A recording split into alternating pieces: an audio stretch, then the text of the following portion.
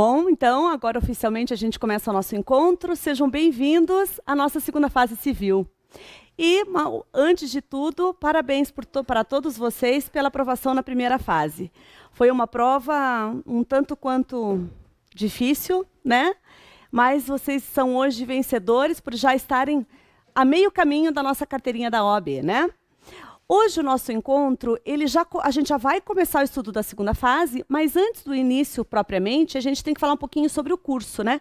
Porque vocês vão verificar que o estudo da segunda fase é completamente diferente do estudo da primeira fase. E uma das grandes diferenças é, primeiro, você vai morar aqui no curso, né? Você vai vir aqui quase todos os dias, né? Você não vai ver direito sua família, né? Mas a segunda observação importante é a seguinte: a gente brinca, mas a nossa segunda fase ela é uma imersão no exercício de uma advocacia.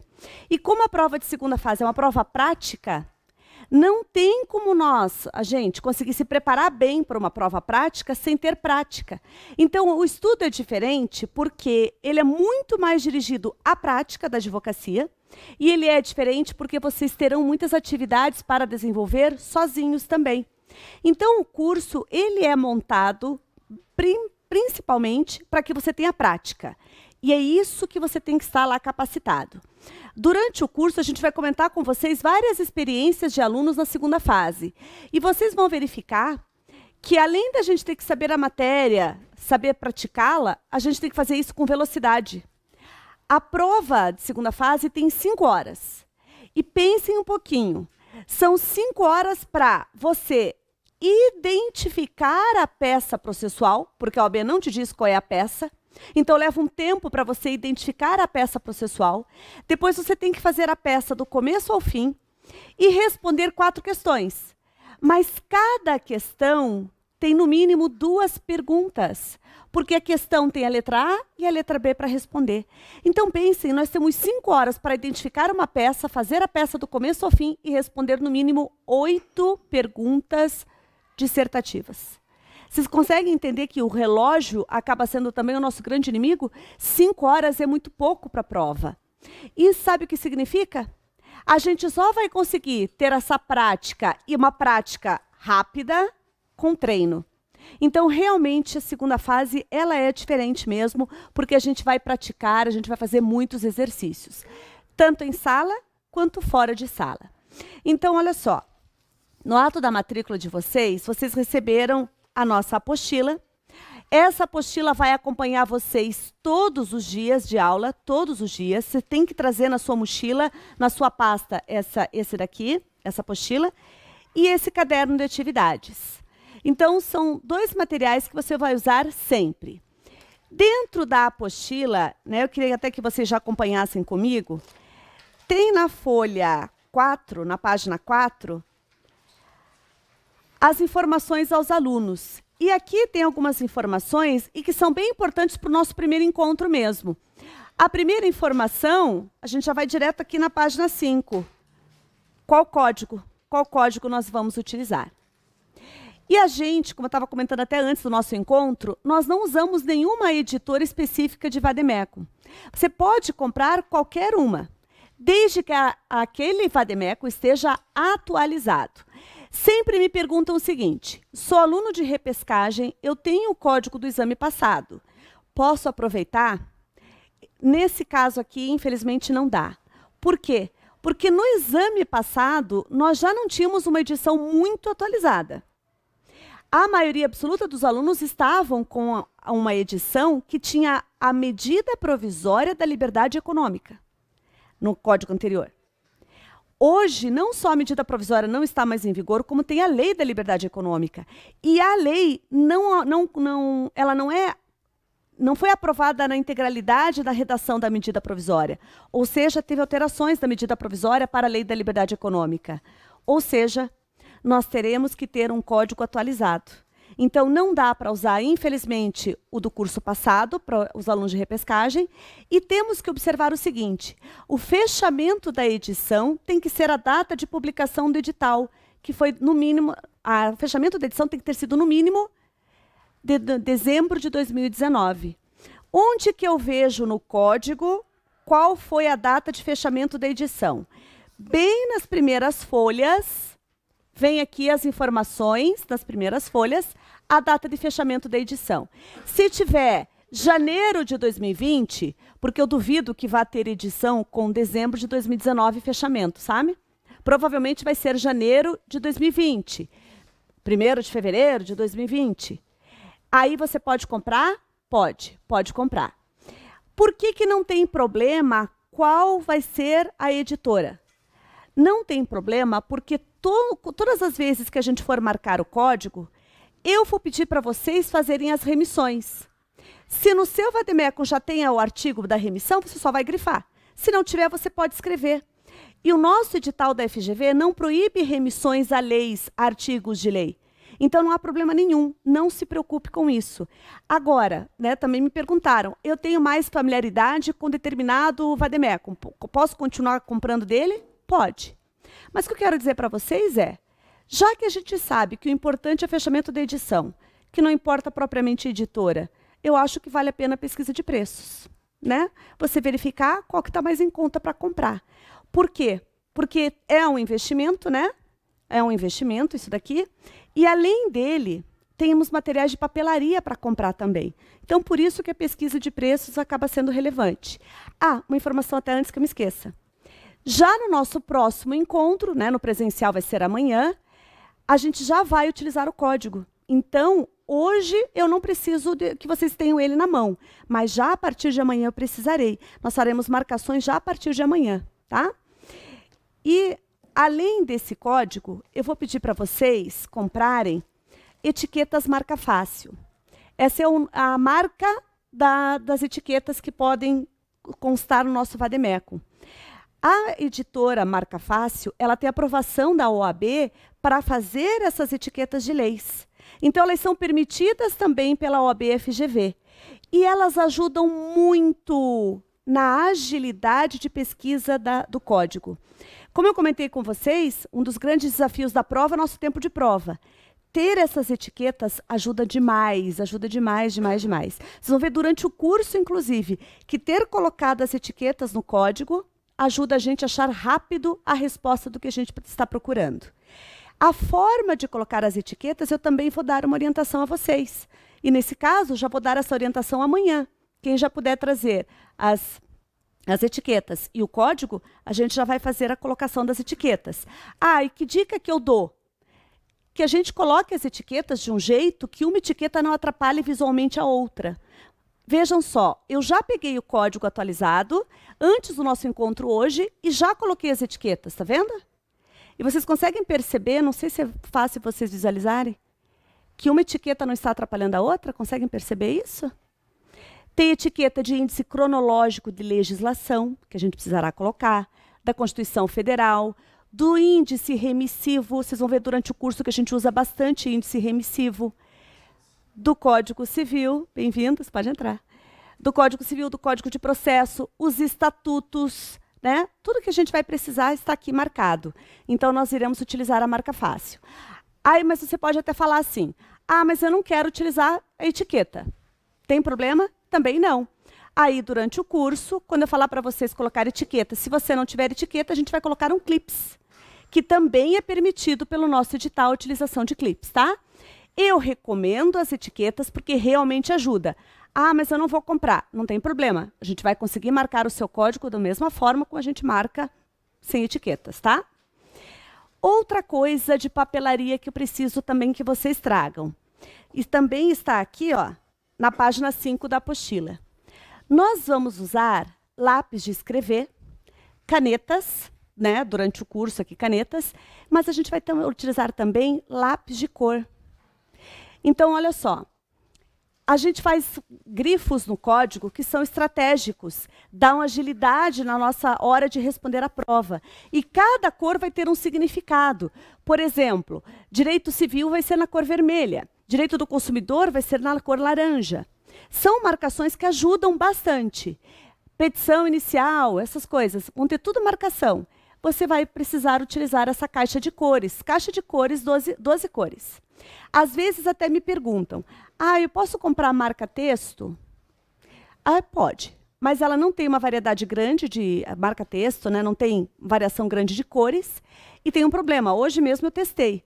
Toda vez que a gente marca uma folha do Vademecum com canetinha, né, com marca-texto, a página de trás fica borrada. Então, o verso ali vai ficar borrado e vai te prejudicar, porque na folha de trás a gente também vai fazer marcação.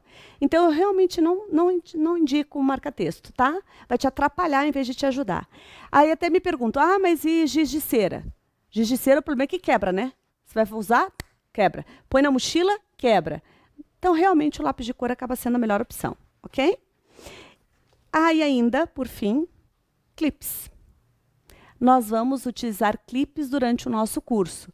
E clipes de todas essas cores marcadas aqui, que basicamente as 12 cores, né? Basicamente, não chega a ser as 12 cores. Mas a gente vai utilizar aqui, conforme está descrito aqui na nossa apostila, as cores de clipes que a gente vai utilizar. E dentre as cores de clipes, a cor que a gente mais usa é o clipes amarelo. Então, você pode comprar amarelo ou dourado, porque às vezes nas papelarias é mais fácil achar caixinha com cor dourada do que de clipes amarelo só. Então, amarelo ou dourado que a gente vai usar mais e mais vezes, certo? Então, todo esse material é um material que você deve sempre trazer aqui para o curso, sempre, sempre, sempre, sempre. Claro, além de um caderno que você vai fazer para anotar. No online, disponível também para vocês que são do presencial, tem resumos de matérias. Vai estar lá inserido para vocês resumo de direito civil, resumo de direito processual, exercícios a mais, fora os exercícios que a gente vai fazer em sala. Então, é todo um material também que você vai ter de suporte no ambiente online, para que o nosso curso também te ajude no sentido de, ao acompanhar as aulas, não precisa escrever tanto. Você pode até imprimir aquele material ou acompanhá-lo em leitura pelo celular ou pelo computador, e você não precisa escrever tanto durante a aula. Mas mesmo assim é bom ter um caderno, né? Até porque você vai também praticar muito em sala de aula. Então, acho que de material é isso. Dúvida sobre o material? Não? Vamos falar agora mais sobre o nosso curso. Para vocês do presencial, os nossos encontros serão de segunda a sábado. Com algumas aulas sábado à tarde, mas só algumas aulas sábado à tarde. Nós temos um feriado de carnaval, né? E a gente não vai ter aula no feriado de carnaval. E eu vou falar uma coisa para vocês, não ter aula em feriado na segunda fase é uma coisa inédita. E isso é permitido porque nós temos um bom espaço entre a prova de primeira fase e a prova de segunda fase. Já tivemos exames que a gente tinha 6 semanas, com feriados no meio ainda, entre a prova de primeira fase e segunda fase. Aí era uma loucura que o jurídico tinha aula até domingo à tarde. Por quê? Porque a gente não quer nunca reduzir carga horária. Agora a gente está melhor, está mais confortável. Só alguns sábados à tarde nós teremos aulas aqui no curso. Como que funciona no ambiente online? A aula presencial, ela vai disponibilizar no ambiente online 2 dias depois. Eu acho, Cleverton, que fala assim, é D+2? É D+2, né? Ou seja, uma aula de terça-feira vai ficar disponível na sexta? É isso? Então, hoje, por exemplo, né, que hoje está sendo exibido ao vivo, mas a aula de terça é exibida no online na sexta-feira. E há também uma grande vantagem para vocês do presencial, mas isso é exclusivo para vocês aqui do presencial de Curitiba. Vocês têm acesso ao ambiente online também, às aulas online também, né? Então, isso ajuda você, se por acaso um dia você precisar faltar. Só tem esse problema, né? Isso os alunos sempre comentam. Poxa, então se eu faltar na aula de terça-feira, eu venho para a aula quarta. Não tem como eu assistir antes a aula de terça. Isso não tem. Então, às vezes, você do presencial, quando você falta, no dia seguinte você fica um pouquinho perdido. Porque o ritmo aqui na segunda fase é de bastante estudo, né? A gente aproveita os nossos minutos juntos aqui o tempo todo. Mas você consegue, de qualquer forma, acompanhar, não tem problema. O que mais?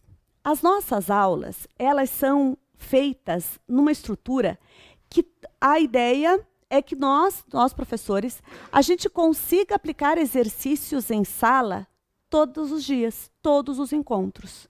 Então, a previsão, com raras exceções, vai ser todos os dias em sala de aula nós faremos treino. Ou a gente vai treinar, fazer em sala uma peça processual, ou a gente vai fazer questões práticas em sala de aula.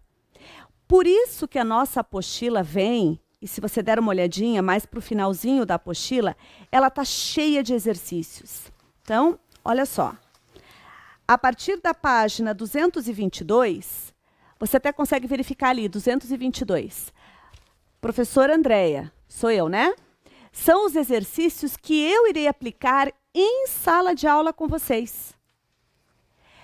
Vamos ter exercícios de todas as matérias. Vamos ter exercícios para realizar em sala do Paulo Ribas, que é de processo civil, da professora Cláudia Silvano, de consumidor, da professora Fernanda, que é de família e sucessões, da professora Carol, que é de direitos reais.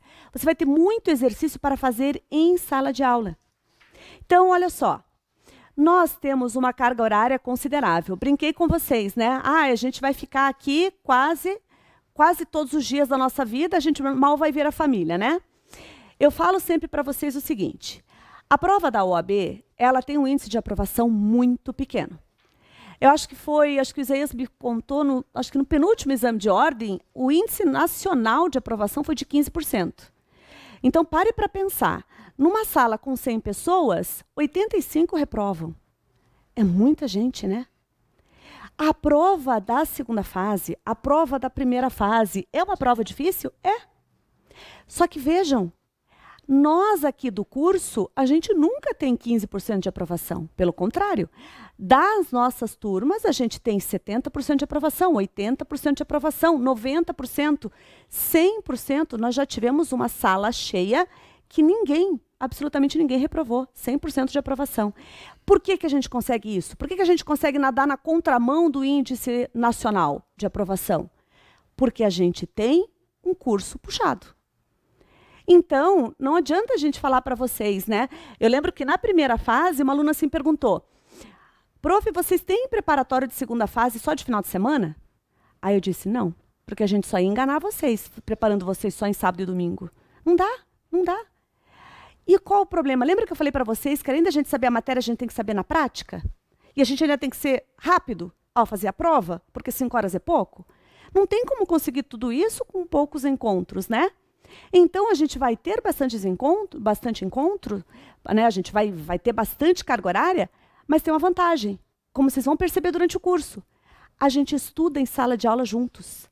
Então, tem um grande benefício. A gente estuda junto com o professor ali na frente. A gente pratica, a gente treina junto com o professor. Ou seja, não é isolado em casa, com as dúvidas lá sozinho. Não. A gente vai ter muitas dúvidas durante o curso, a gente vai ter durante a sala de aula e a gente vai conseguir resolver juntos em sala de aula. E é impressionante. Já vi isso várias vezes. Dou um conteúdo. Tá tudo ok. Todo mundo entendeu, beleza.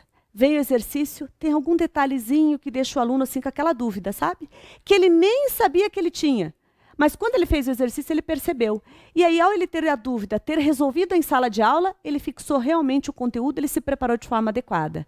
Então, há treino em sala de aula. Para vocês terem uma ideia, eu arrisco dizer que não só comigo, mas com todos os professores, você vai acabar sabendo de todos os exames de segunda fase da FGV. Todos. Porque o tempo todo a gente vai apresentar para vocês, em sala e fora de sala, os exames da OAB. No mínimo, os 7 últimos exames da OAB você vai fazer aqui no curso. No mínimo. Porque a gente vai praticar ou em simulados, ou em protocolo de peças, ou exercícios em sala. Então, realmente, o curso, gente, é puxado. Mas lembre, e não se esqueça nem por um minuto, que nós iremos estudar juntos. Você não vai estudar quase nada isolado. Quase nada. Você vai ter atividades para fazer fora de sala, mas elas são poucas, perto de tudo que a gente vai fazer dentro de sala de aula. E falando do que a gente vai fazer fora de sala de aula, nós temos previsões de simulados. Então, o curso vai disponibilizar para vocês 5 simulados, que terão uma peça para você fazer e 4 questões. Esses simulados para o pessoal do presencial vai ser feito algumas vezes no curso e outras vezes em casa, que a gente preferiu deixar vocês domingos em casa até que vir aqui no curso. Até porque, sim, há um desgaste grande, né? Físico, até emocional, né? Então, a gente preferiu. Alguns simulados você vai fazer, então, em casa, ao invés de fazer aqui na sede do curso. E esses simulados, eles são exames de OAB para que você identifique a peça e faça aquela peça. Quando você tiver os simulados, a proposta de peça vai ser uma peça que você já vai ter estudado aqui no curso. Então, a gente montou a grade de forma a ser efetiva na didática e na compreensão de conteúdo. Todos os simulados, vocês terão tido aquele estudo da peça antes do dia do simulado. Já as questões, a gente não consegue garantir que as questões trabalhadas em simulado já foram de matérias estudadas durante o curso, porque isso já fica mais difícil, porque as matérias são muitas, né, das questões. Mas, pelo menos os simulados, você tem que estar capacitado a identificar a peça e fazer a peça. Essa é a ideia do curso. Outra característica dos simulados, que a gente também percebeu pelas experiências. Na FGV, costuma ser assim: uma questão de contratos, uma questão de parte geral, outra questão de família, outra questão de consumidor. Ou seja, uma questão de cada caderno da matéria, certo? Mas quando a gente aplicava isso nos nossos simulados, a gente percebeu que o resultado, que era a compreensão da matéria, ficava de fora. Porque o aluno ficava tanto tempo procurando as respostas de cada uma das 4 questões, que, na verdade, ele nem estudava direito. Ele só se preocupava em achar a resposta. Então, há uma característica do nosso simulado aqui que é diferente lá na FGV. Aqui, nós teremos uma concentração mais de matérias. A tendência é que aquele simulado verse sobre matérias daquele mesmo bloco de conteúdo. O outro simulado, outro bloco, e assim por diante, tá? Mas por quê? Porque a gente quer que você também estude com os conteúdos de simulado, né? Aquelas questões também vão te auxiliar no estudo da matéria. Então, esse vai ser o resultado. Além desses simulados, nós teremos atividades para protocolo. Ah, e detalhe, gente, importante. Quem é aluno online também pode fazer simulado, protocolar esses simulados e corrigir esses simulados e ter a correção desses simulados? Também.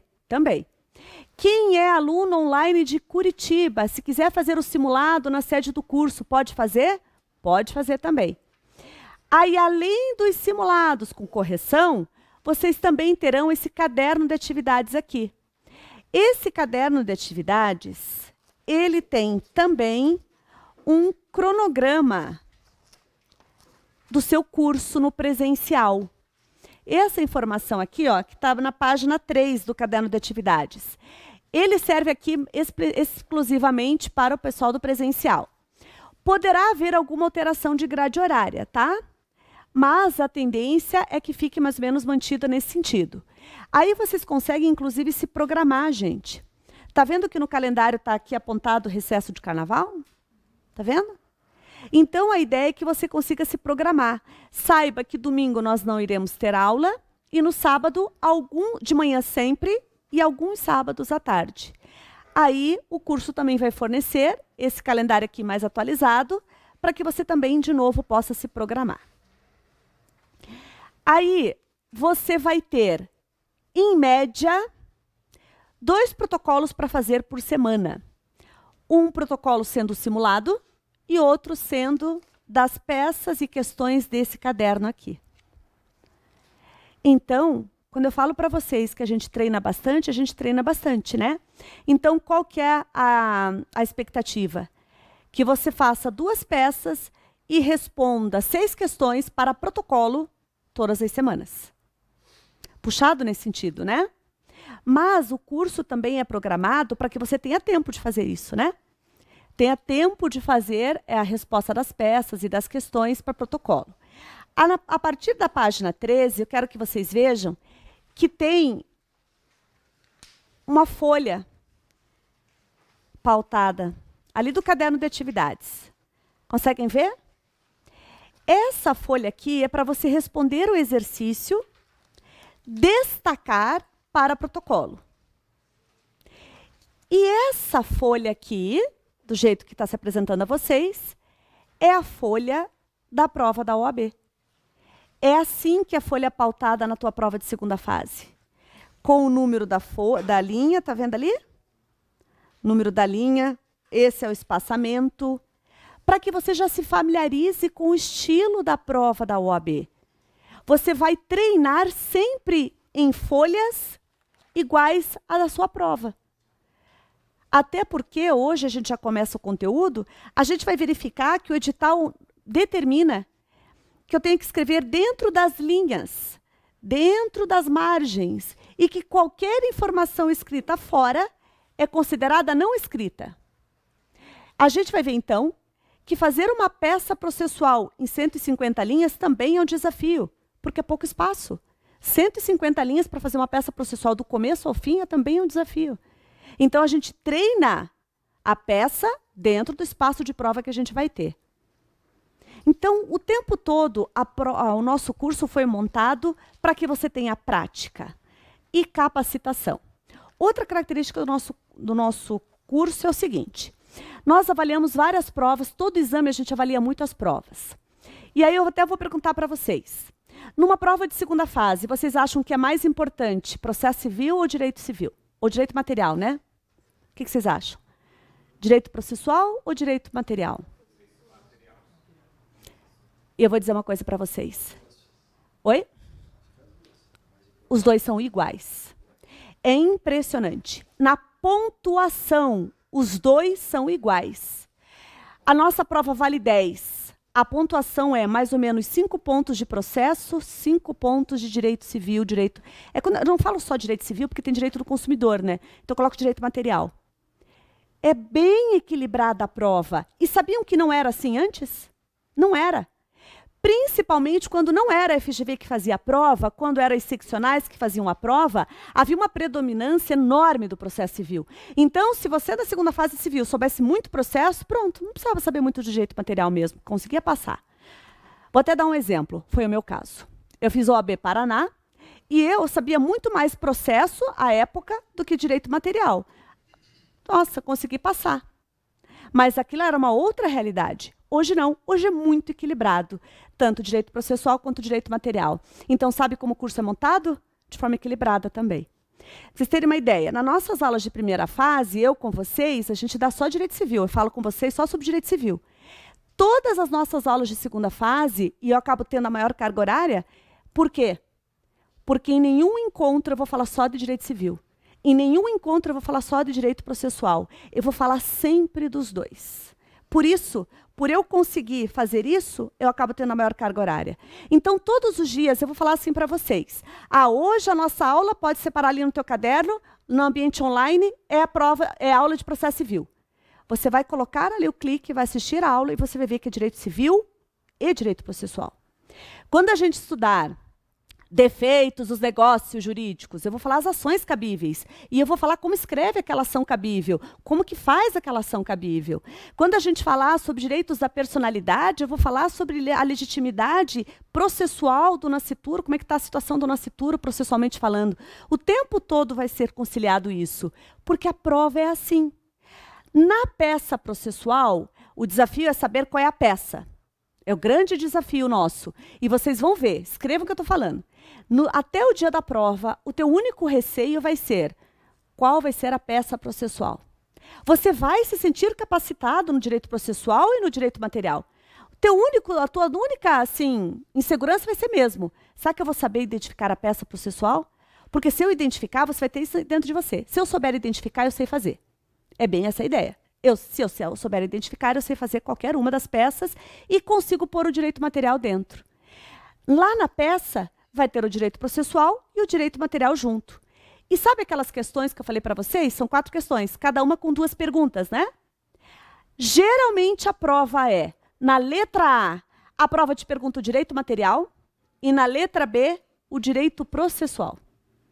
É muito característico. E se você for olhar bem o edital mostra isso, que as questões versarão sobre direito material e o processual correspondente. Ou seja, a prova está obedecendo realmente o edital.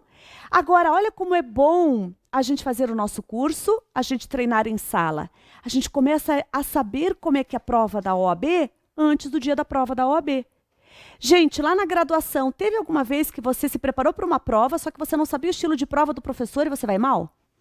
Já aconteceu isso? Pois é, né? Aqui no curso, o tempo inteiro a gente vai falar da OAB FGV. Os critérios de correção, como que a prova se apresenta. De modo que você vai fazer exercício com a folha pautada da prova. De modo que no dia da tua prova mesmo, você vai estar mais familiarizado com a prova do que você imagina. Você vai estar em casa fazendo a prova. O Isaías, ele brinca quando ele passa em turmas de segunda fase. Ele diz que o dia da prova da OAB, que no nosso caso vai ser dia 5 de abril? O dia de 5 de abril vai ser o simulado mais fácil que você vai fazer. Ele até brinca, né? Porque a gente vai treinar tanto do jeito da OAB. A gente vai saber como a FGV cobra. Do jeito que ela quer que a gente responda. De um jeito assim tão batido que realmente você vai lá para fazer de novo o que você fez durante o curso. E até eu lembrei de algo bem importante. Eu falo durante o curso o seguinte: a gente treina, a gente estuda, a gente vê a matéria, a gente marca o código, a gente vê tanta coisa que eu falo sempre para os alunos durante a segunda fase. Eu falo assim, eu faço de tudo, eu falo para eles durante o curso, eu faço de tudo para que no dia da tua prova você faça de novo o que você fez aqui no curso. Ou seja, quando você for fazer aquela peça, lá na FGV, vai ser no mínimo a segunda vez que você está fazendo aquela peça. Quando você responder aquela questão, lá na tua prova da OAB, vai ser no mínimo a segunda vez que você está fazendo aquela questão. É igual dirigir um carro. Quando você vai, por exemplo, se eu falasse para vocês, vamos sair daqui e vamos para o Teatro Guaíra, que nem está longe daqui, né? Se a gente sabe o caminho, a gente não fica mais rápido? Imagina você numa prova de OAB, fazendo a peça processual pela segunda, pela terceira vez. Você vai ser mais rápido? Você vai se sentir mais confiante? E mais, você vai ficar mais calmo? Vai. E, gente, nós conseguimos isso nos exames passados. A gente conseguiu isso na última prova da OAB. A última peça da segunda fase civil foi consignação em pagamento. Vocês não fazem ideia do quanto os alunos de segunda fase sabiam de consignação em pagamento, treinaram consignação em pagamento. Teve protocolo de peça de consignação em pagamento durante o curso. O aluno teve que fazer, a nossa banca do curso corrigiu a prova dele de consignação em pagamento e caiu. E as questões? Também. Todas de matéria que a gente trabalhou durante o curso. E daí eu falo a vocês, nós que estamos aqui, né, montando o curso para vocês de segunda fase, todos os dias a gente vem aqui, nós professores preocupados com o que pode cair naquela prova.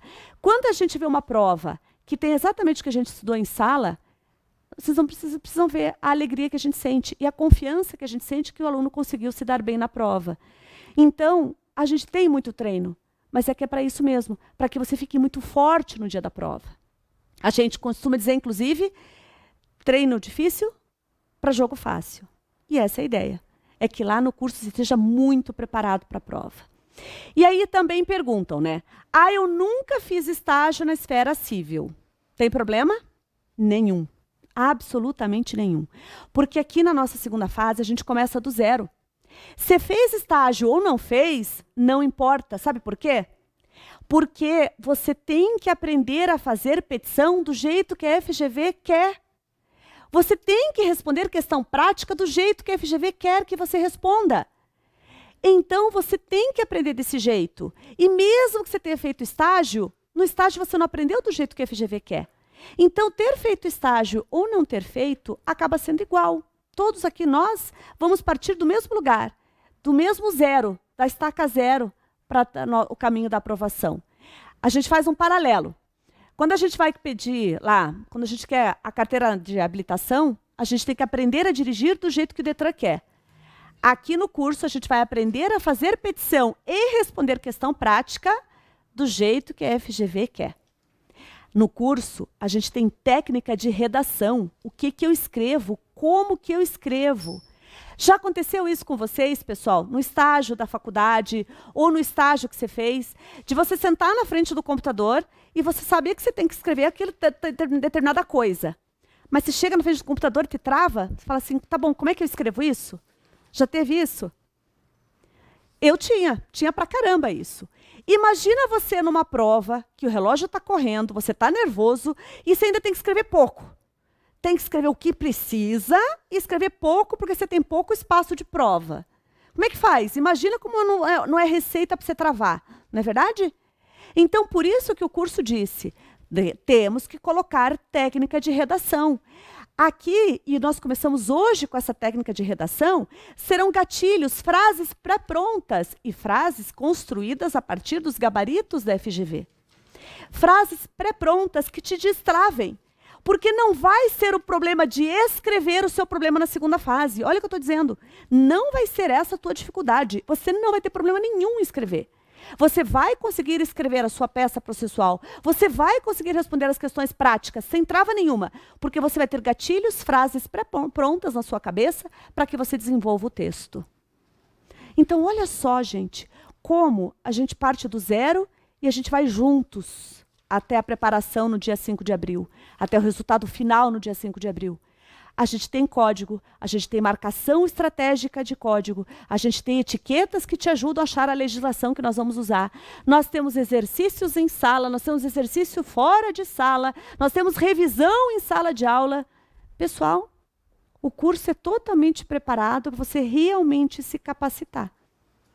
E olha só, ele é tão bem montado que eu vou pedir uma coisa primeiro. Não faltem. Não faltem em nenhuma aula.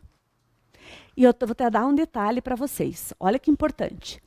Nós temos uma unidade que ela é muito importante para nós. A gente tem um carinho muito grande para aquela unidade, que é Rio Preto.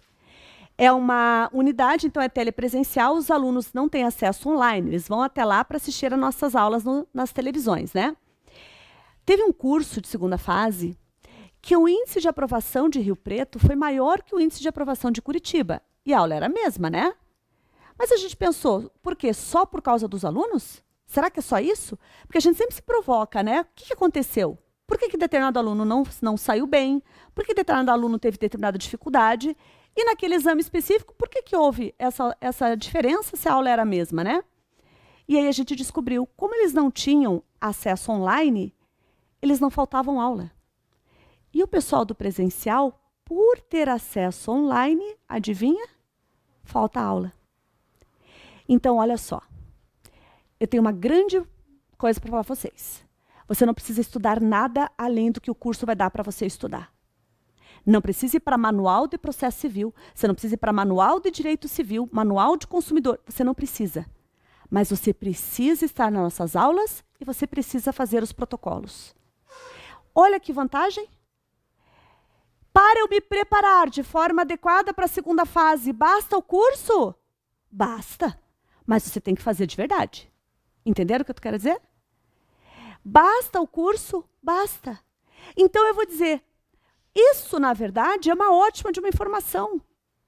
Ah, então eu vindo nas aulas, eu fazendo os exercícios e protocolando já é o suficiente? É. E vocês vão ver que já é o puxado o suficiente o que o curso pede para você. Você realmente não vai precisar ir para nenhum manual. Você não vai precisar ser autodidata. Você não vai precisar estudar sozinho determinada matéria. Não precisa. O curso vai estar lá junto com você. Nós, em sala, vamos estar junto com você. Mas você tem que vir para as aulas. E, gente, sabe o que acontece com o pessoal do presencial? Ah, eu não vou hoje. Depois eu assisto online. Não, eu vou assistir depois. Quando tem um feriado no meio? Ah, eu assisto no feriado. Gente, não dá certo. Não dá certo. O aluno não vai. Não assiste o online. E o que acontece? Perde conteúdo. Perde conteúdo, sabe? Então, a gente tem que firmar um compromisso aqui. Eu até nesse momento, eu fico chata, né? Porque eu falo, ai, que coisa. Tá falando para mim que eu tenho que vir todo dia, não posso faltar nenhum dia. Pior que é isso mesmo. Estou sendo chata e estou dizendo para vocês. Eu preciso que vocês venham. Eu preciso que vocês façam os protocolos. Pensem o seguinte. Que bom, eu não precisarei estudar sozinha em casa. Matéria que não foi dada no curso, eu não precisarei fazer isso. E que bom, o curso vai me capacitar para a minha prova. E que excelente, que maravilhoso. A partir de 6 de abril, eu não vou precisar mais, nunca mais me preocupar com o exame de ordem. Então, coloque isso. Você tem uma maratona e você está em treino puxado até o dia 5 de abril. 5 de abril, às 8 da noite, você está liberado. Exame de ordem, nunca mais. Então, pense nesse aspecto. E não esqueça nem por um minuto que por mais que a gente vá ter aulas no presencial, de segunda a sábado, você vai estar estudando em sala. Não só com matéria nova para ficar revisando sozinho em casa, entende? A gente vai estar revisando em sala de aula.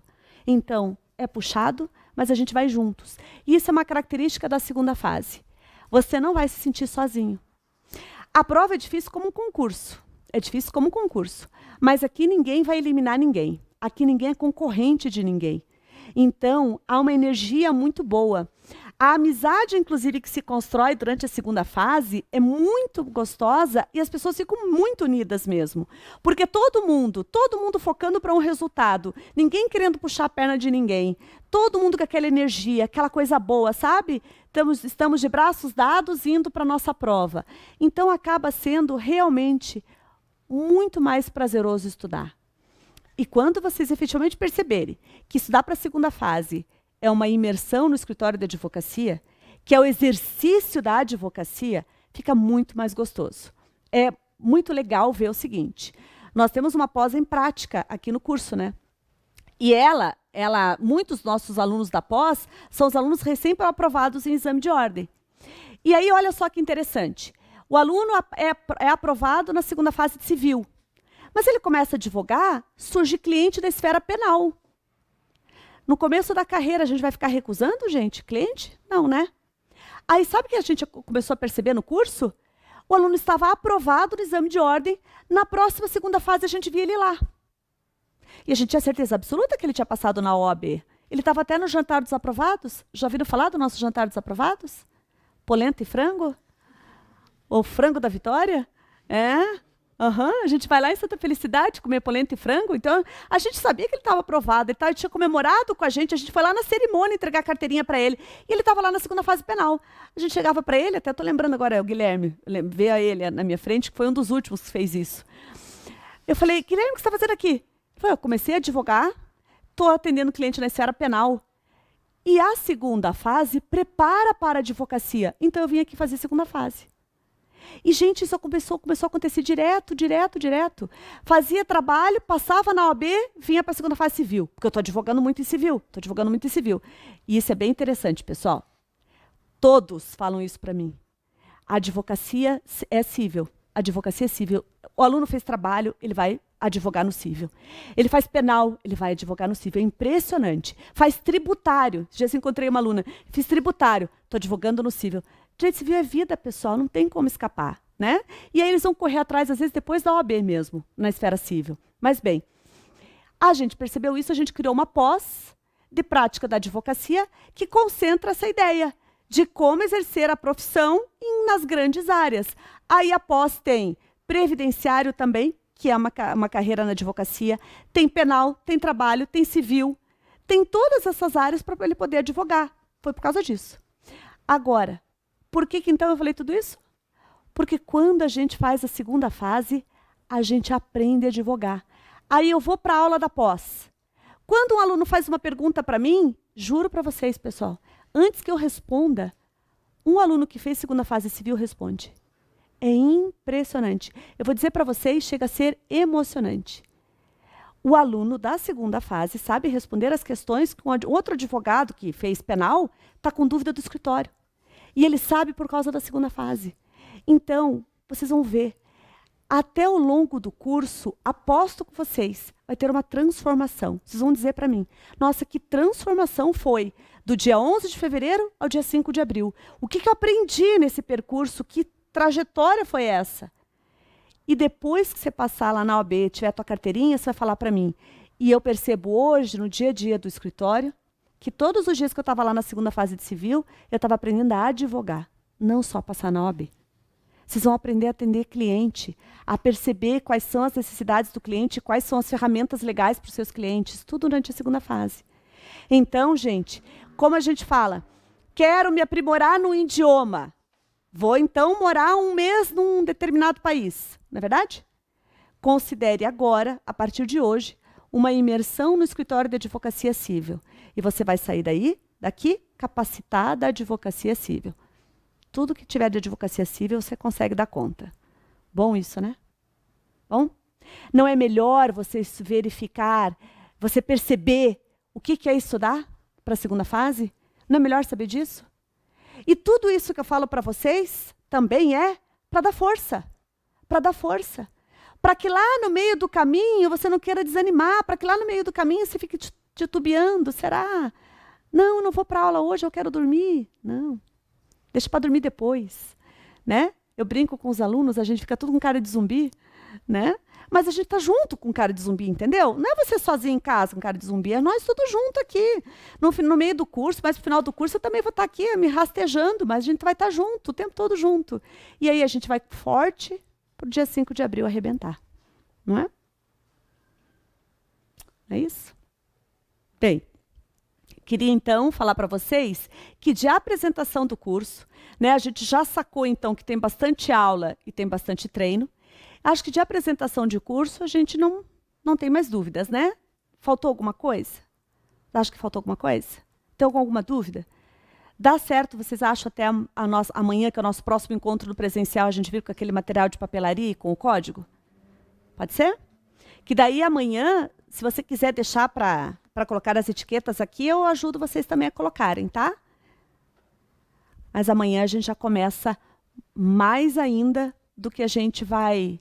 Hoje a gente já começa conteúdo, mas nosso próximo encontro vai ser mais pesado em conteúdo ainda. Tá bom? Preparados? Vamos lá.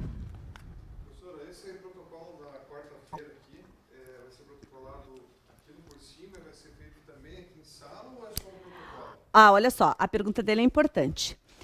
Temos um protocolo, por exemplo, programado aqui. Não preciso nem repetir para o online, né, qual dia. Quando tem aqui na sua agenda protocolo, são peças e questões que você fez sozinho. Então, ou vai ser um protocolo desses exercícios aqui, que você não vai ter feito em sala com o professor, você vai ter feito sozinho, maneira de dizer, né? Você pode ter feito com os teus colegas, mas não foi feito com o professor. Ou vai ser desse caderno, ou vai ser dos simulados. Os exercícios em sala estão na apostila e não estão agendados de protocolo, porque a gente corrige em sala, tá? Bem, então... Aqui. Os protocolos são feitos aqui ali na frente, do lado da porta, no dia programado, tá? Os protocolos são feitos aqui mesmo. Esses 2 dias que tá passando ali, então, o quê? Ah, tá. Aham. Pessoal, olha só. Essa informação que ela me perguntou é exclusiva para o presencial. No calendário, temos os últimos 2 dias de aula, fora sábado. Sábado é revisão de véspera, né? Nos últimos 2 dias, mas repito, isso é exclusivo para o pessoal do presencial, está escrito aqui, passando a limpo. É uma revisão que vai ser feita uma noite comigo, outra noite com o Paulo Ribas, tá? Qual que foi a ideia? A ideia é para vocês do presencial, porque há um desgaste maior do que o pessoal do online, né? Porque o pessoal do online não tem o deslocamento, não tem aquele desgaste até físico maior que vocês. A ideia é que a gente desacelere um pouco antes. Então, ter essas 2 noites de revisão já é para te desacelerar. Então, você tem 2 noites de revisão, fora a revisão de véspera. Conteúdos inéditos são até a quarta-feira, mas isso, de novo, exclusivo para o pessoal do presencial. Tá? Então, por isso que chama de passando a limpo, é uma revisão. Bom? Quem é do online de Curitiba pode participar do Passando a Limpo, mas ela não é uma aula gravada. Então, daí teria que vir aqui para o curso para assistir a aula, tá? Então, você pode falar para alguns amigos que estão fazendo online de Curitiba, né? Que, sujeito, claro, a vagas, né? Mas pode vir para fazer isso aqui no presencial. Tá bom? Bem, eu queria só fazer mais uma apresentação da apostila antes da gente começar a matéria mesmo. Veja no índice aqui, gente, que tem informações aos alunos, bem no comecinho, né? Carta aos alunos, que é o que eu comentei com vocês, que é o material de papelaria, etc. E aqui tem prova prático-profissional aplicada em 18 de setembro. Tá vendo aqui? Eu queria que depois vocês vissem isso, não durante a aula. Mas são provas feitas pelos nossos alunos. Então, você vai ver provas feitas pelos nossos alunos, você vai ver a letra, a forma como o aluno escreveu, e você depois vai ver qual foi a correção dada pela FGV daquela peça processual. Olhem na página 16 para vocês terem um grande exemplo. Está vendo a pontuação obtida pela aluna? 5. Quanto vale a peça? 5. Aham. Vocês sabiam, página 16, vocês sabiam que é normal nossos alunos ou gabaritarem a peça ou praticamente gabaritarem a peça? No jantar dos aprovados eles falam, prof, tirei 4,8 na minha peça, tirei 5 na minha peça, tirei 4,9 na minha peça. É normal, gente, é normal. Mas é porque, lembra da técnica de redação, que nós vamos inclusive ter hoje? A gente não só aprende a escrever, mas aprende o que escrever, o que pontua. Hoje, eu vou falar para vocês o que mais pontua em peça processual de petição inicial. E a gente vai martelar isso tanto na cabeça de vocês, que vocês vão saber o que pontua. E você vai lá para a prova com o objetivo de escrever do jeito que a FGV quer e onde pontua. Você não perde tempo onde não pontua. Você vai lá escrever exatamente o que pontua. Dando só um exemplo. Na última prova da OAB, tinha um pedido de tutela provisória para tirar o nome do Serasa. A gente fala durante o curso. Como tem que escrever, quantas vezes tem que escrever na peça para pontuar. Sabe quanto que valia falar da tutela provisória para tirar o nome do Serasa na peça? 1 ponto. Uma peça que vale 5, a tutela provisória valia 1 ponto. Era 0,6 na parte do direito e mais 0,4 nos pedidos e requerimentos. 1 ponto. Gente, nós vamos saber onde pontua. Por isso que a gente fala que, comparativamente, é igual aprender a dirigir como o Detran quer, peticionar como a FGV quer. Por isso é normal mesmo. E essas peças aqui, então, apresentadas a vocês, é só realmente um exemplo, porque, por exemplo, aqui, ó, só para que você acompanhe, os alunos às vezes perguntam, e como é que escreve na resposta da questão prática? Olha a página 57 ali. Página 57. Questão 2. É um aluno que respondeu. E eu quero até já chamar a atenção de vocês, conseguem perceber que na questão está indicada na linha número 1, a letra A? Está vendo que lá na linha número 15 está a letra B? Está vendo ali? A gente vai falar isso durante o curso, mas eu já aproveito e falo. O edital determina que, ao responder a questão prática, eu aponte qual letra eu estou respondendo. Lembra que tem a pergunta A e a pergunta B?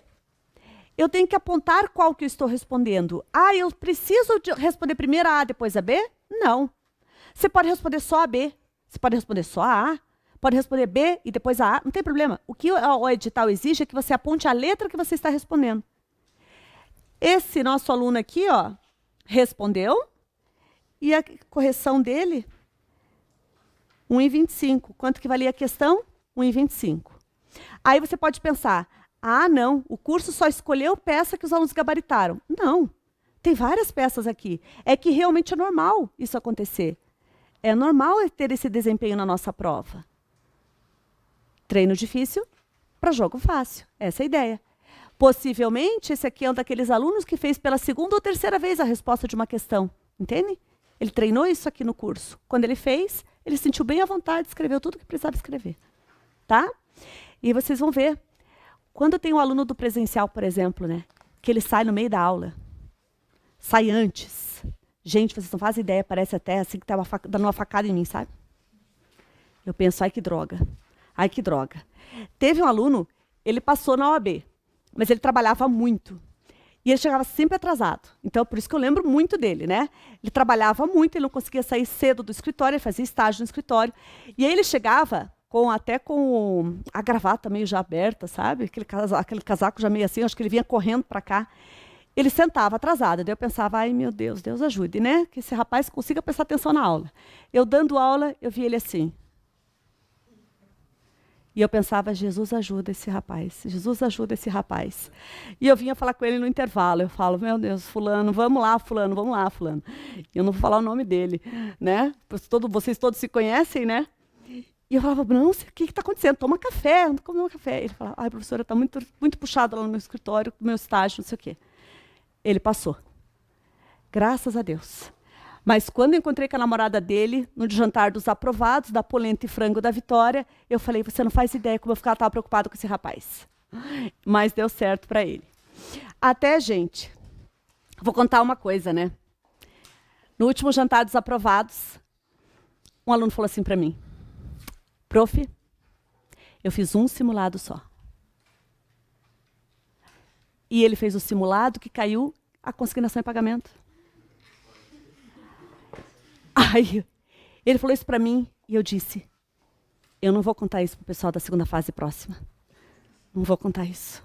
Não é, porque não é essa a tendência, gente. Não é essa a tendência. No caso dele, era para ele passar, né, gente? Era para ele passar, né? Mas vocês acreditam? Ele só fez um simulado. Olha que sortudo. Foi a peça da OAB dele. Agora, a gente não quer correr esse risco, né? Ninguém quer brincar assim, né? Para quê?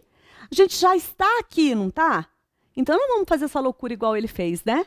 Mas quando ele disse, gente, sério, dá até um arrepio na espinha, sabe? Como assim só fez um simulado, né?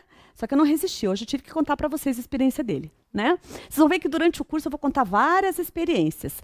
Tenho só mais uma para contar para vocês. Como tempo de prova também é importante. Uma aluna, Priscila. Então já faz um tempinho que ela passou, eu posso contar até o primeiro nome dela. A prova dela, a peça foi reintegração de posse. Quando ela leu, ela contando lá no Jantar dos Aprovados também, veja como é importante no Jantar dos Aprovados, né? Quando ela leu a proposta, ela falou, uhul, reintegração de posse, uhul, eu sei qual é a peça, reintegração de posse. Aí ela me contou, me empolguei. Aí fui fazendo a peça, fazendo a peça, fazendo a peça, fazendo a peça. Eu estava eufórica, André, estava eufórica. Quando eu olho, André, vai o fiscal marcando o tempo, né? Faltava 1 hora para terminar a prova e ela não tinha feito nenhuma das 4 questões. Lembra que tem 8 perguntas cada uma? Aí ela disse que da euforia ela passou por choro. Imagina, ela fez 1 hora de prova chorando, ela me disse. Ela fazia assim e escrevia. Fazia assim e procurava a resposta. Passou, gente, passou também. Agora, eu falo para vocês, né? Lembra o tempo de prova também? Então, eu vou ficar martelando isso o tempo todo na cabeça de vocês, né? Deu certo. E ela até contou lá para mim no jantar. Ela falou assim, a prova da OAB foi bem marcante para mim. Na primeira fase eu acertei 40, na segunda fase eu tirei 6,1. Ela falou assim, foi marcante, mas também passou de primeira e deu tudo certo. Então, a gente vai falando para vocês as experiências, claro, né? E aí a gente vai se preparando também nesse sentido. E saibam, nos últimos dias do curso, há uma preparação emocional também. Porque não adianta a gente saber muito e surtar lá na prova, né? Então, mais lá para o final do curso, e acreditem, quando eu falo das experiências dos outros alunos, isso também ajuda, sabia? Ajuda em todos os sentidos, até no controle emocional. E eu e o Paulo, a gente conta muitas experiências dos nossos alunos na segunda fase, né? Na prova. E aí a gente vai contando para vocês. E lá para metade, quase final do curso, a gente começa a trabalhar um pouquinho mais o emocional. Sabe por quê, gente? Porque a gente vai estar mais cansado também no final do curso. E aí é normal o nervosismo até pegar mais forte, porque a gente está fisicamente cansado, né?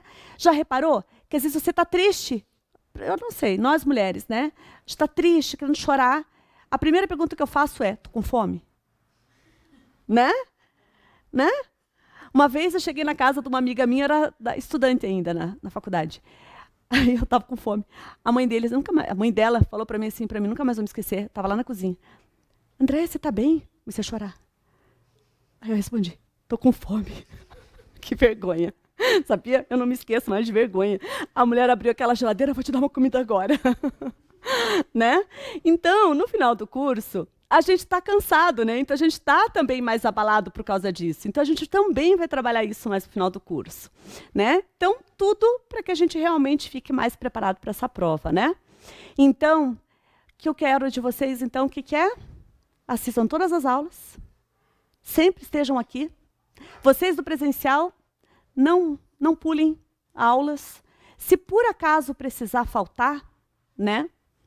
No último exame de ordem, no último curso, uma aluna ficou noiva durante o curso. Eu cheguei para ela e falei, parabéns, mas não era para noivar agora, né? Ela estava lá com o noivo no Jantar dos Aprovados também. Eu falei para ele, eu falei assim, eu dei uma bronca nela. Como assim vai ficar noiva no meio do curso? Desviar o foco. A gente brinca bastante, gente. Mas a ideia é assim, se precisar faltar, e eu vou, de verdade, né? É experiência nossa, minha, de nós professores. Se você precisar faltar, você do presencial, realmente assista. E não se boicote, né? Assistindo na velocidade 3.0. Você não assistiu, né, gente? Né? Eu coloquei lá, abri a aula, do pessoal do online, abri a aula e coloquei no 3.0. Minha filha, você não assistiu a aula então, né? No 3.0, vocês aceleram o vídeo, não aceleram?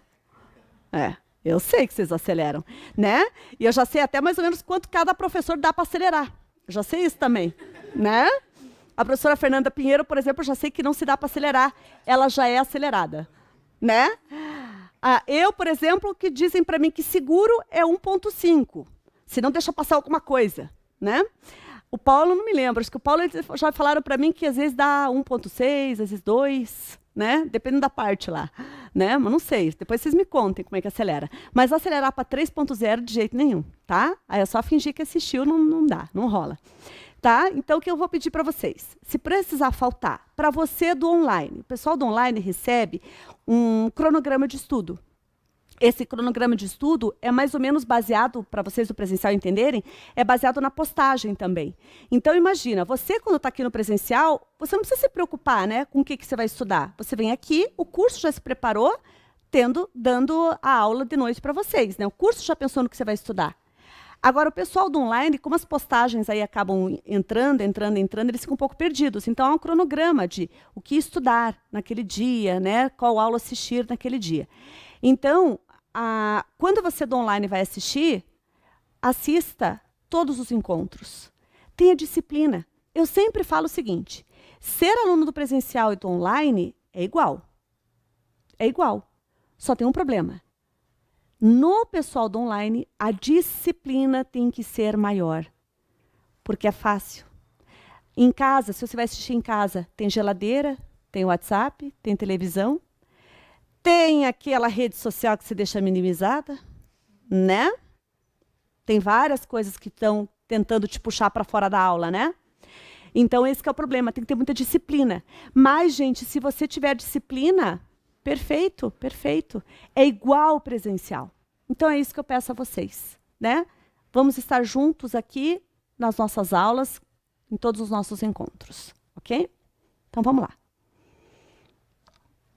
Agora, começou para valer. Todos os materiais, então, vão estar aqui a partir de amanhã, e agora a gente começa o nosso conteúdo. Bem, nós começamos, como eu comentei com vocês, a gente vai estudar direito processual e direito civil.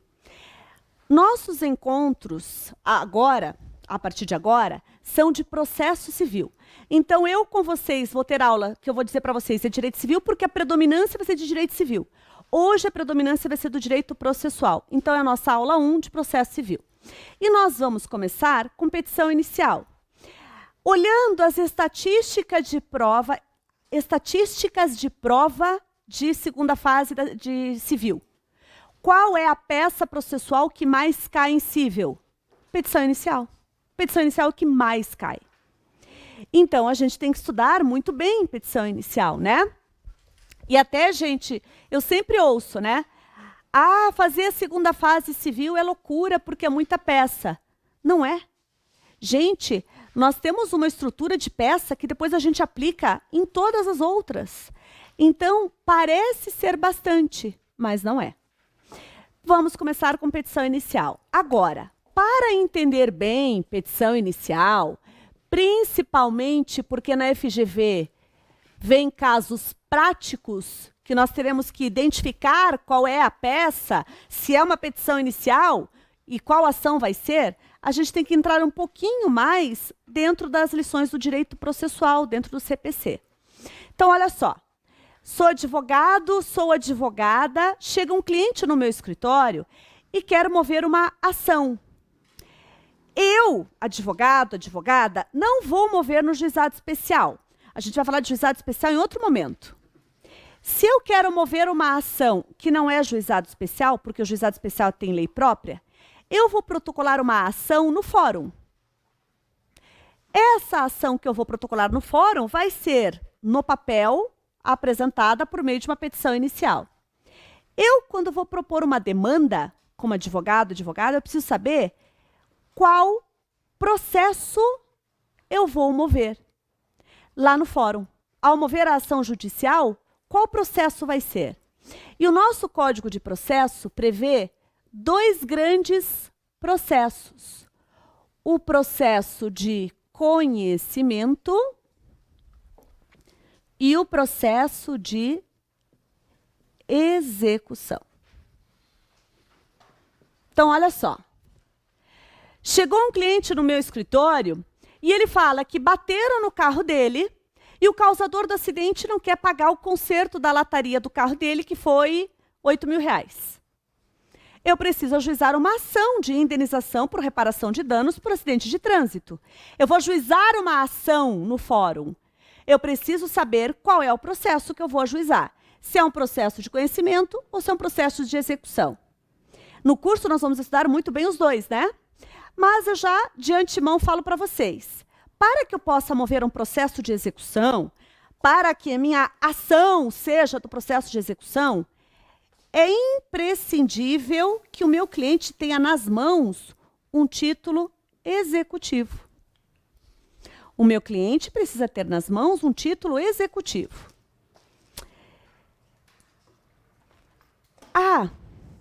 E ainda que a gente vá falar isso na frente, né? Eu só adianto.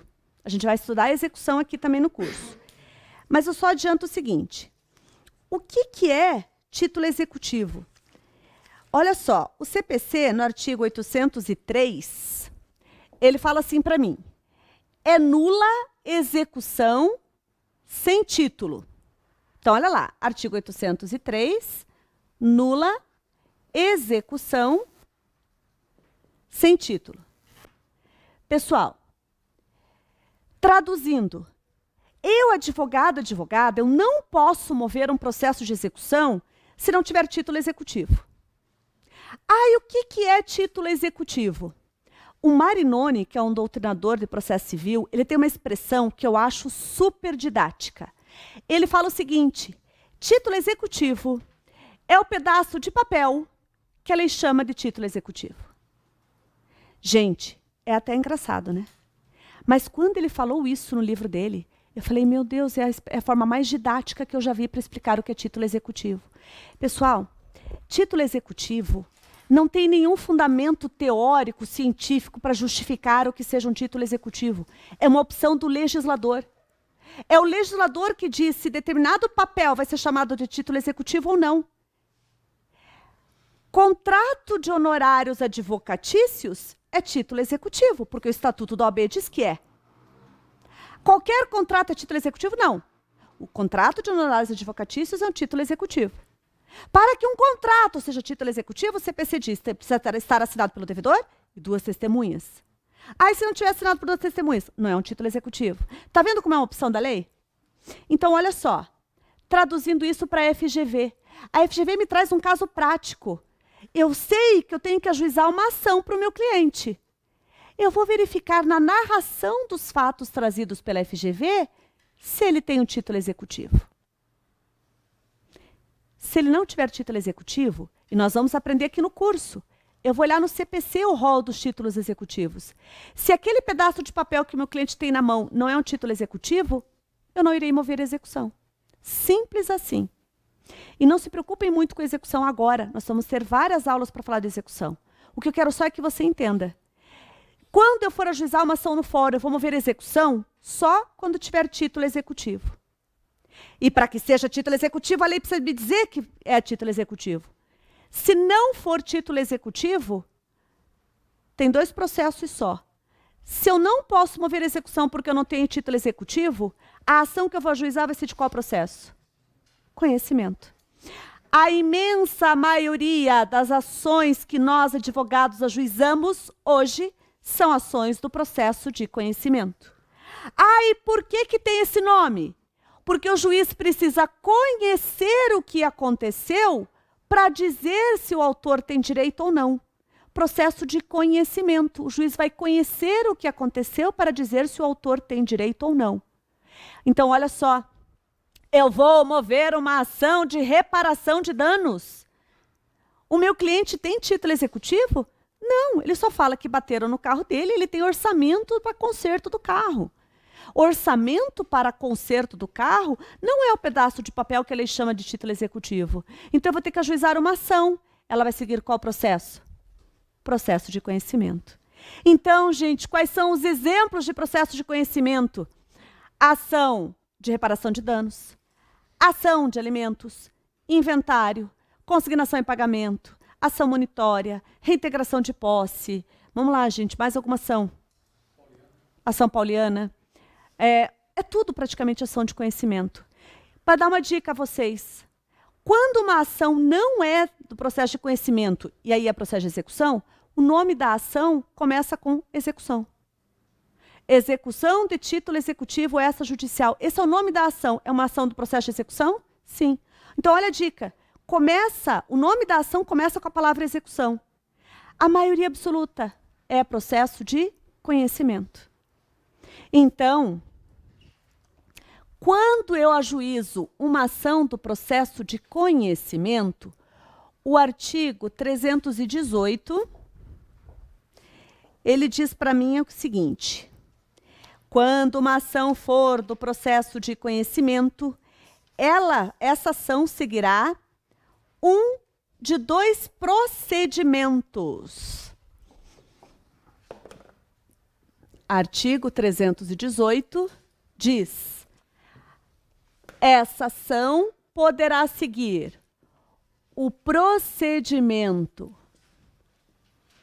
comum ou os procedimentos especiais.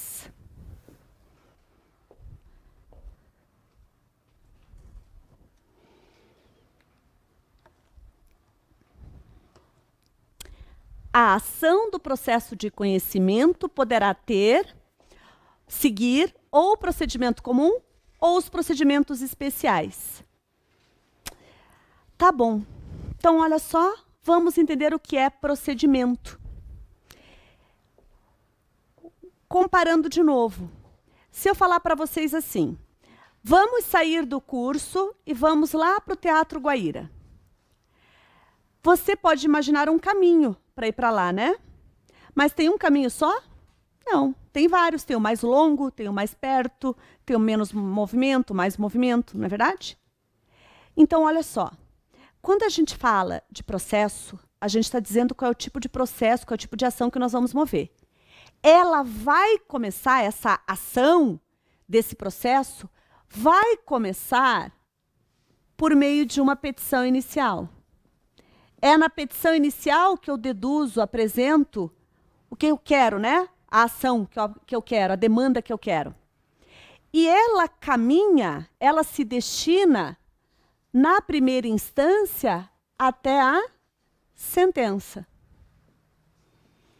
E claro, depois da sentença tem recurso, né? Qual que é o recurso que cabe? Apelação. Então, olha só, e depois da sentença, posso apresentar recurso de apelação perante o tribunal, né? Que vai para o tribunal, melhor dizendo. Pois bem, essa ação do processo de conhecimento, ela vai começar com a petição inicial e ela vai caminhar até a sentença, na primeira instância. Procedimento pode ser traduzido como caminho. Quando eu ajuizo uma ação do processo de conhecimento, qual vai ser o caminho que essa ação vai transitar até chegar à sentença? Esse caminho é chamado de procedimento. Então, quer ver? Estou saindo do fórum, encontro um colega de trabalho e eu falo assim para ele: eu ajuizei uma ação hoje. Aí eu falo para ele assim: eu ajuizei uma ação hoje do procedimento comum. Qual foi a informação que eu dei para ele? Que eu movi uma ação por meio de uma petição inicial, porque a gente move a ação por meio de petição inicial. E o caminho que essa ação vai ter até chegar na sentença é o caminho comum. Como é que é esse caminho comum? Da petição inicial, possivelmente vai ser designada audiência de conciliação ou mediação. Não obtido acordo, vai abrir prazo para o réu apresentar sua defesa, e a grande defesa dele é contestação. Depois da contestação, o CPC diz que o autor vai apresentar impugnação à contestação, também chamada de réplica. Depois disso, as partes vão pedir as provas. Pode ser que tenha perícia, depende da causa. Aí vai ter audiência de instrução, se for o caso, e aí vem até a sentença. Eu fiz um resumo, o professor Paulo vai falar mais sobre isso, tá? O que eu quero dizer? A informação que eu passei ao advogado é que o caminho da ação que eu vou apresentar vai ser esse, até chegar na sentença.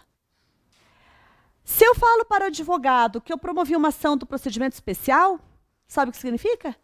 Que vai começar com petição inicial, que ela vai caminhar até a sentença, e da sentença cabe a apelação. É igual. Tem uma diferença. Esse caminho aqui é diferente. É especial. Olha como a gente tem que prestar atenção nos nomes. Procedimento comum é o caminho comum da ação. Procedimento especial é um caminho especial, diferente do comum. Para vocês terem uma ideia, a ação de consignação em pagamento é uma ação de procedimento especial.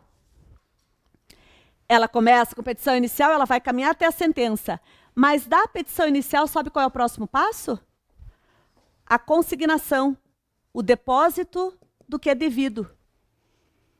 Ah, e tem audiência de conciliação e mediação? E do depósito, o réu vai ser citado para levantar o depósito ou apresentar contestação. Está vendo como que mudou? O caminho muda. Isso vai se chamar procedimento. Lá na prova da OAB, eu preciso, ao estudar aquele caso, que é a peça processual da minha segunda fase, ou ao responder uma questão prática, lembra que na questão prática a letra B vai ser o direito processual? A letra B me pergunta qual é a ação cabível.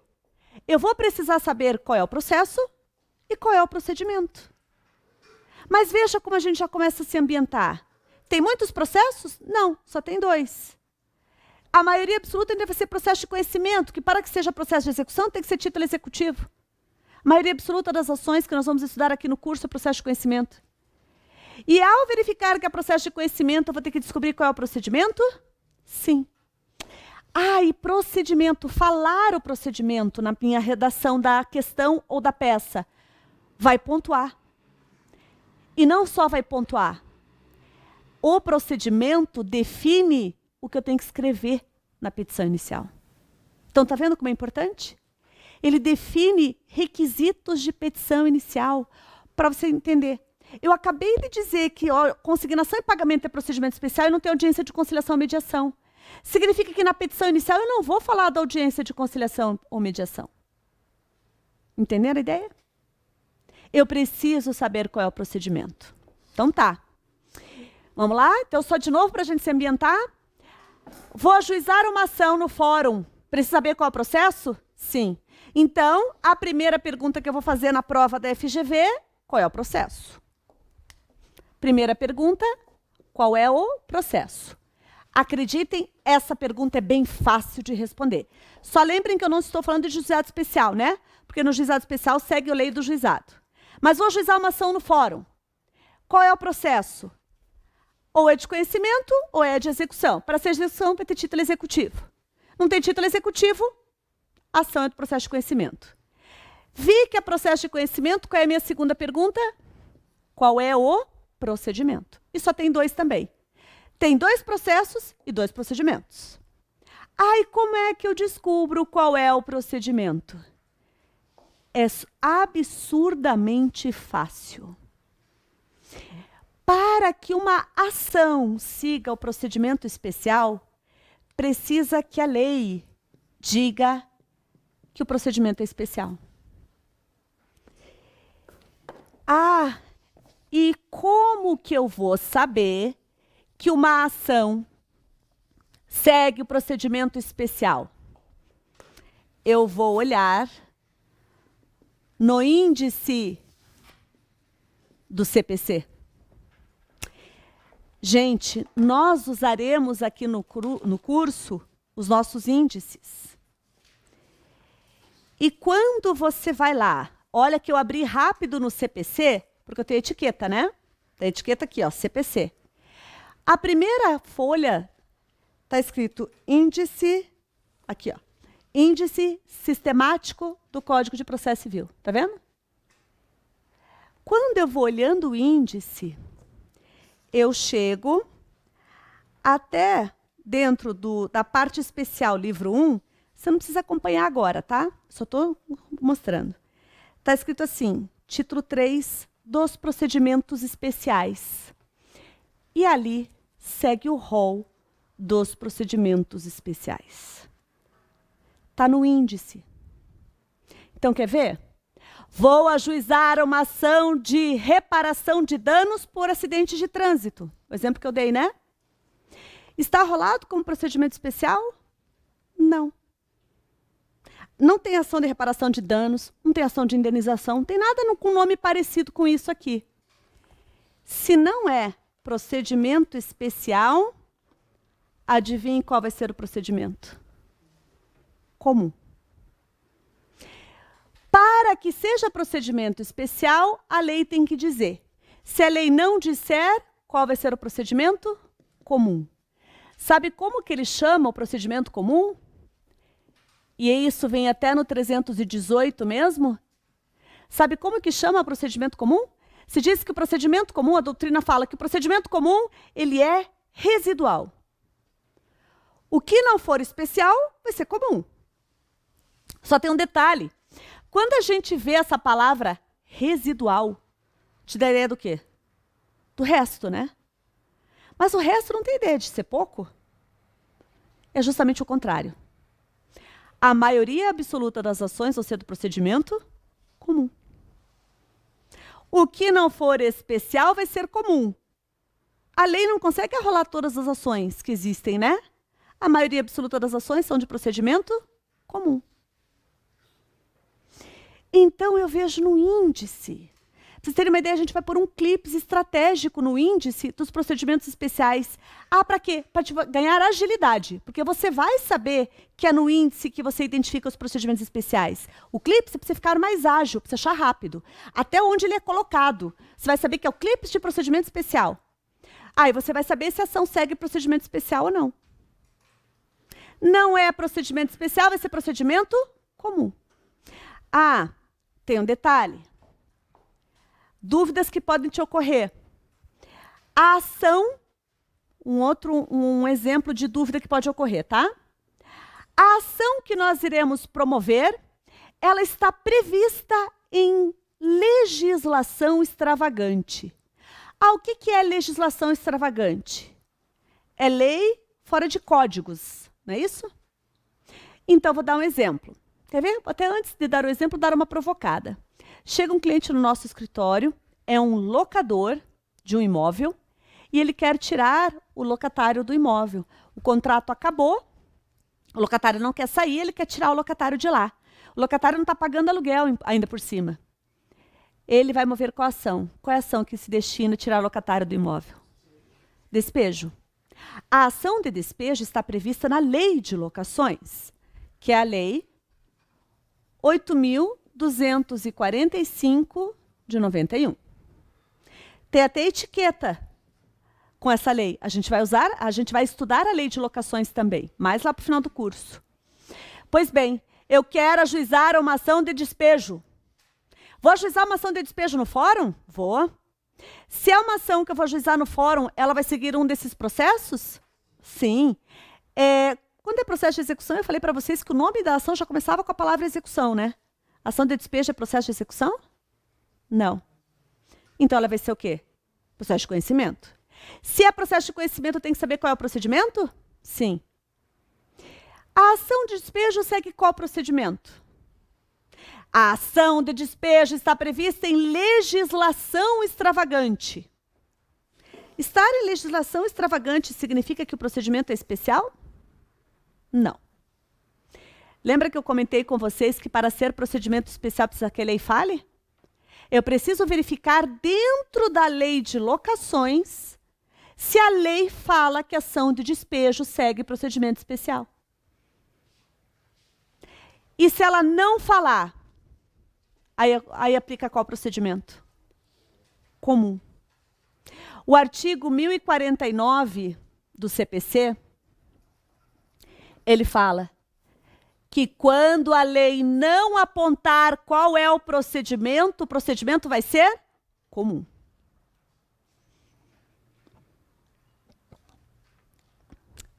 Ah, agora tem mais uma coisa.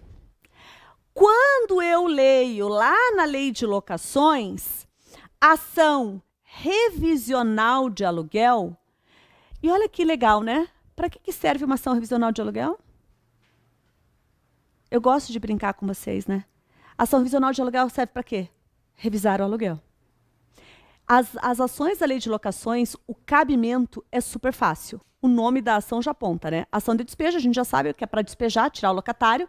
Ação revisional de aluguel. Ah, é para revisar o aluguel. Tá. Quando eu leio na lei de locações, a lei de locações diz que a ação revisional de aluguel segue procedimento sumário. Existe procedimento sumário pelo novo CPC? Não. O que o novo CPC diz? Quando alguma lei se referir a um procedimento que não existe mais, o procedimento a ser adotado é o comum. Comum. Então, olha só. As ações previstas da lei de locações são legislação extravagante. E elas seguirão qual procedimento? Comum. Procedimento comum. Então, quando eu falo que para que seja procedimento especial precisa que a lei fale, é sério mesmo, é nesse sentido. Se a lei não falar nada, o procedimento vai ser comum. Se a lei falar de um procedimento que não existe mais, como, por exemplo, o ordinário e o sumário, qual vai ser o procedimento? Comum. Só para que você entenda, né? Por que a lei de locações fala de sumário? Procedimento sumário? Porque a lei é de 91, quando estava em vigor o antigo CPC, o CPC de 73. E lá tinha procedimento ordinário e sumário. O novo CPC revogou o antigo, eliminou o procedimento ordinário e sumário, só que não houve uma revogação desses dispositivos da lei de locações. Agora o novo CPC já disciplinou, lá no 1049, disse o quê? Quando a lei não fala nada é comum. Quando a lei falar de procedimento que não existe mais, vai ser comum. Então, aprendi a fazer uma petição inicial de procedimento comum. Sabe o que aconteceu? Sabe o que eu aprendi? A fazer a maioria absoluta das iniciais cíveis. De uma vez só. De uma vez só.